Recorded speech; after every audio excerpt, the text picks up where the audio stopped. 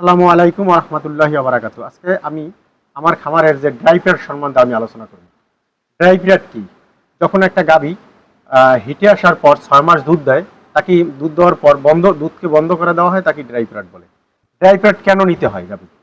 একটা গাভী যখন বাচ্চা দেয় তারপর ২ মাস দহন করার পর গাভীটা হিটে আসে। হিটে আসার পর বীজ দেয় বা ৩ মাস পর বীজ দেয়, তখন গাভীটা আহ, আরো ৬ মাস দুধ দেওয়ার পর একে ড্রাই পিরিয়ড আনতে হয়। কারণ এখানে ২ মাস আর ওখানে ৬ মাস, এই ৮ মাস দুধ দেওয়ার পর গাভীটা যখন আবার বাচ্চা দিতে যখন ৩ মাস বা ২ মাস থাকবে সময়, তখনই একে গাভীকে ড্রাই পিরিয়ড আনতে হবে।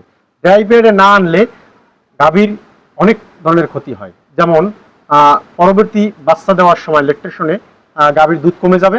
যখন একটা গাভী ২৫ থেকে ৩০ লিটার দুধ দেবে, সেই গাভীটা ১২ থেকে ১৪ লিটার দুধ দেবে। তখন আপনারা অনেকেই বলে যে ভাই আমার গাভীটা কেন দুধ দিতেছে না, প্রথম বিয়ানে দুধ দিয়েছে ১৫ থেকে ২০ লিটার বা ২৫ থেকে ৩০ লিটার, এখন দুধ দিতেছে ১২ থেকে ১৫ লিটার। এই জন্যই গাভীকে ড্রাই পিরিয়ড আনতে হবে, কারণ ওটা দুধ দিতে দিতে এক সময় ক্যালসিয়ামও শর্ট করে। ক্যালসিয়াম শর্ট করলে গাভী আর উঠে দাঁড়াতে পারবে না বাচ্চা দেওয়ার পরে। এই সকল সমস্যার কারণ জনিত সমস্যা যাতে না হয়, তো সেজন্যই ড্রাই পিরিয়ড আনতে হবে।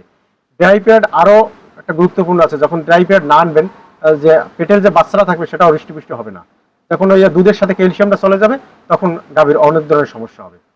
তাই ড্রাই পিরিয়ড এখন অনেকেরই একটা আবার প্রশ্ন থাকে, ভাই আমার গাভীতে তো ২৫ লিটার দুধ দিয়েছে, এখন দিতে দিতে ৮ মাস যখন বা ৭ মাস গাভী হয়েছে, এখন আমি দুধ বন্ধ করতে চাই, এখন দুধ বন্ধ হইতেছে না, এখনো ১৫ লিটার দুধ হয়। তাদের জন্য আমি বলবো, যখন আপনি প্রাথমিক যখন দুধটা বন্ধ না হবে, তখন আপনি একে আপনার শুধু কাঁচা ঘাস আর আপনার খাবারের বডি ওয়েটে ৩ কেজি খাবার দিবেন। যেমন আপনারা দুধেরও মানে অনেক সময় দেখা গেছে ৩ লিটার দুধের জন্য ১ কেজি খাবার দেন, এই খাবারগুলো বন্ধ করে দেবেন। ওর দহি, যেমন একটা গাভী যদি ৩০০ কেজি ওয়েট থাকে, ৩ কেজি খাবার দিবেন আর কাঁচা ঘাস দিবেন সাথে। যদি দেখেন তাতেও বন্ধ না হয়, তখন আপনি একে আপনার দানাদার খাবার বন্ধ করে দেবেন। তারপর আপনি শুধু কাঁচা ঘাস দিবেন। আর যদি গাভীটা প্রথম আপনার ১৫ লিটার বা ১২ লিটার দুধ দেয়, সেখান থেকে দেখা গেছে আপনি এক খাবার কমাই দিলেই ৭ থেকে ৮ লিটার দুধে চলে আসবে। তখন আপনি এক বেলা দহন করবেন। যখন ২ বেলা দহন করতেন, এখানে এক বেলা দহন করবেন। এক বেলা দহন করে আজকে যখন সকালে দহন করছেন ৮টায়, ওই গাভীটা পরের দিন ৯টায়, পরের দিন আবার 10টায় অনিয়মিত দহন করবেন। তাহলে আস্তে আস্তে দুধ কমে যাবে। তারপরও যদি একান্ত যে ভালো মানের গরুতে অনেক সময় দুধ কমে না, সেক্ষেত্রে আপনি কাজ করবেন, তাকে টোটালে দানাদার খাবার বন্ধ করে দেবেন। দানাদার খাবার বন্ধ করে একে কাঁচা ঘাসের উপরে নির্ভরশীল করবেন। এবার অনিয়মিত শুধু দোয়াইতে থাকবেন। তাতেও যদি না কমে, তাকে কাঁচা ঘাস এবং আপনার দানাদার খাবার টোটালে বন্ধ করে দেবেন। শুধু নাড়ার উপরে রাখবেন আর সাদা পানি। তাহলে আস্তে আস্তে এরকম ঘাস মানে গাভীর দুধ বন্ধ হয়ে যাবে।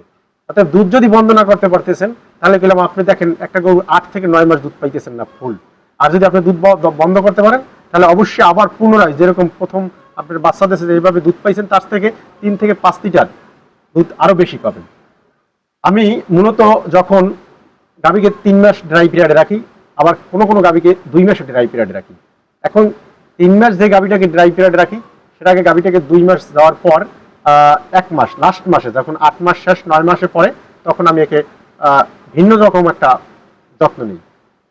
যেমন একে প্রথম ২ মাস বা ১ মাস, যেটা ৮ মাস রাখি, সেটা ১ মাস ক্যালসিয়াম ভরপুর এবং অ্যামাইনোভেট প্রোটিনযুক্ত খাবার দেয়।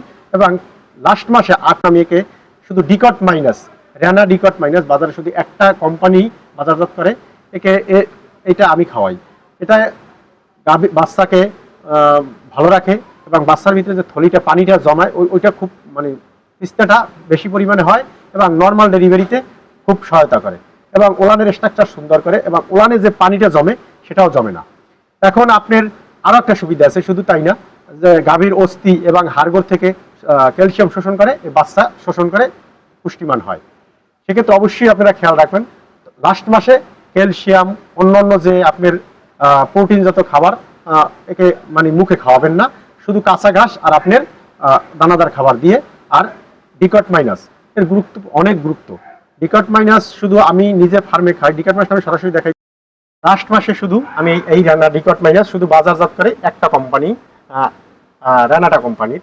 এটা শুধু আমি কোনো ওষুধ কোম্পানির মানে প্রচার করতেছি না, জাস্ট আমার গরু কিভাবে ভালো থাকবে সে বিষয়ে আমার খেয়াল রাখতে হবে। শুধু এটাই আমি আবারও বলছি, অস্থি ও হাড়গোড় থেকে বাচ্চার ক্যালসিয়াম শোষণ করে, বাচ্চা ডেভেলপ ভালো হয় এবং ওলানের স্ট্রাকচার সুন্দর করে, ওলানে পানি জন্মায় না এবং বাচ্চার থলিতে পানি মানে পিছলাটা যেটা হয় ওইটা সহায়তা করে এবং নর্মাল ডেলিভারিতে খুব গুরুত্বপূর্ণ ভূমিকা পালন করে। আজ এ পর্যন্তই, সকলে ভালো থাকুন। আসসালামু আলাইকুম ওয়া রাহমাতুল্লাহি ওয়া বারাকাতুহু।